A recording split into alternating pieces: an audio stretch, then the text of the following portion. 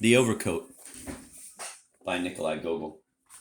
In the department of, but it would be better not to say in which department. There's nothing more erasable than all these departments, regiments, offices. In short, all this officialdom. Nowadays, every private individual considers the whole of society insulted in his person. They say a petition came quite recently from some police chief, I don't remember of what town, in which he states clearly that the government's decrees are perishing and his own sacred name is decidedly being taken in vain. And as proof, he attached to his petition a most enormous tome of some novelistic work in which a police chief appears on every 10th page, in some places even in a totally drunken state. And so, to avoid any unpleasantness, it would be better to call the department in question a certain department. And so, in a certain department, there served a certain clerk, a not very remarkable clerk, one might say, short, somewhat pockmarked, somewhat red-haired, even with a somewhat nearsighted look, slightly bald in front, with wrinkles on both cheeks and a complexion that is known as hemorrhoidal. No help for it. The Petersburg climate is to blame. As for his rank, for with us rank must be announced first of all, he was what is called an eternal titular counselor, at whom, as is known, all sorts of writers have abundantly sneered and jeered, having the praiseworthy custom of exerting themselves against those who can't bite. The clerk's last name was Bashmachkin. From the name itself, one can already see that it once came from Bashmak, or shoe.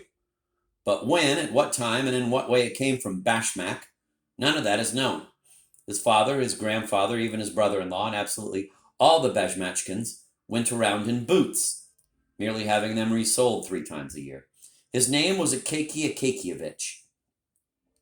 The reader will perhaps find that somewhat strange and far-fetched, but he can be assured that it was not fetched at all, but that such circumstances occurred of themselves as made it quite impossible to give him any other name. And here is precisely how it came about. Akaky Akakievich was born, if memory serves me, during the night of the 23rd of March. His late mother, a clerk's widow and a very good woman, decided, as was fitting, to have the baby baptized. The mother was still lying in bed opposite the door, and to her right stood the godfather, a most excellent man, Ivan Ivanovich Yeroshkin, who served as a chief clerk in the Senate, and the godmother, the wife of a police officer, a woman of rare virtue, Irina Semyonovna Belobrioshkova. The new mother was offered a choice of any 3 names, whichever she wished to choose: Mocky, Saucy, or to name the baby after the martyr Kozdazat. No, thought the late woman. What sort of names are those? To please her, they opened the calendar to another place. Again, 3 names came out: Trifili, Dula, and Verakesi. What a punishment, the old woman said. Such names, really, I've never heard the like. If only it were Veradat or Varuk, not Trifili and Verakesi. They turned another page. Out came Pafsikaki and Vatitsi. Well, I see now, the old woman said. It's evidently his fate. If so, better let him be named after his father. His father was a Akaky, so let the son also be a Akaky. Thus it was that Akaky Akakievich came about. As the child was being baptized, he cried and made such a face as if he anticipated that he would be a titular counselor. And so that is how it all came about. We have told it so that the reader could see for himself that it happened entirely from necessity, and that to give him any other name was quite impossible. When and at what time he entered the department and who appointed him, no one could recall. However, many directors and other superiors came and went.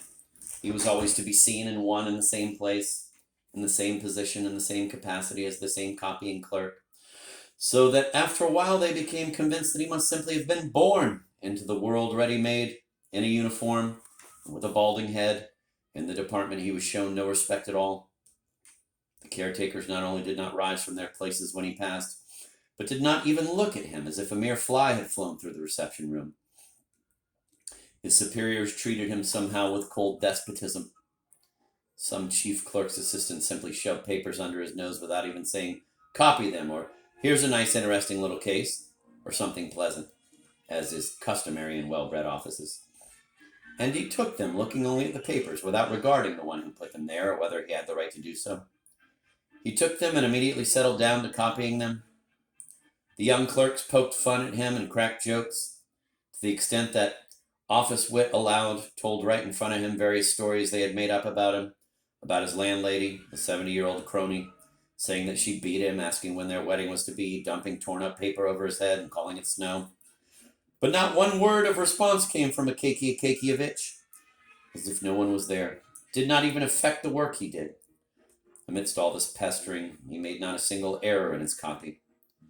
Only when the joke was really unbearable, when they jostled his arm, interfering with what he was doing, would he say, "Let me be. Why do you offend me?"